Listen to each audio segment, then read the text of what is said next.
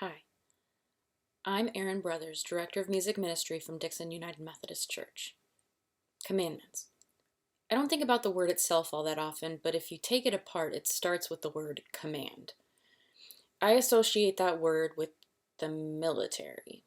Your commanders give you commands, orders. It's not a gentle word. It's a word that states that one person has power over another and can therefore dictate their movements. I'm not a huge fan of the idea of being commanded to do things, and yet, in John chapter 15, Jesus is out there commanding people left and right. As the Father loved me, I too have loved you. Remain in my love. If you keep my commandments, you will remain in my love, just as I kept my Father's commandments and remain in his love. I have said these things to you so that my joy will be in you, and your joy will be complete. This is my commandment. Love each other just as I have loved you. No one has greater love than to give up one's life for one's friends. You are my friends if you do what I command you. I don't call you servants any longer because servants don't know what their master is doing. Instead, I call you friends because everything I heard from my Father I've made known to you. You didn't choose me, but I chose you and appointed you so that you could go and produce fruit and so that your fruit could last. As a result, whatever you ask the Father in my name, he will give you.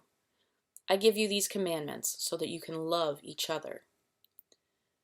Now, this is a much different approach to commanding than I find I typically associate with the word. Jesus is asking, not dictating, that you should love each other. And he calls himself our friend. And as we know, sometime after this, he does precisely what he says and gives his life for his friends, for us. His big ask is that we, in turn, follow his commandment.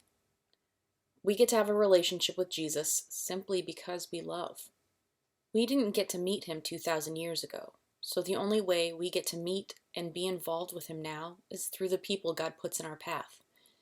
It isn't always easy to love all those people.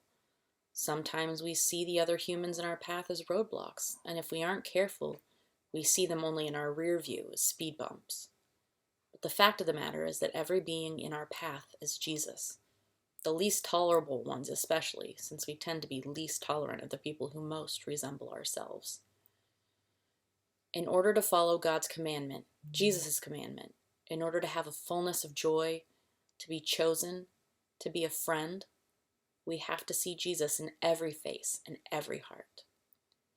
This is my commandment, that you love one another, that your joy may be full.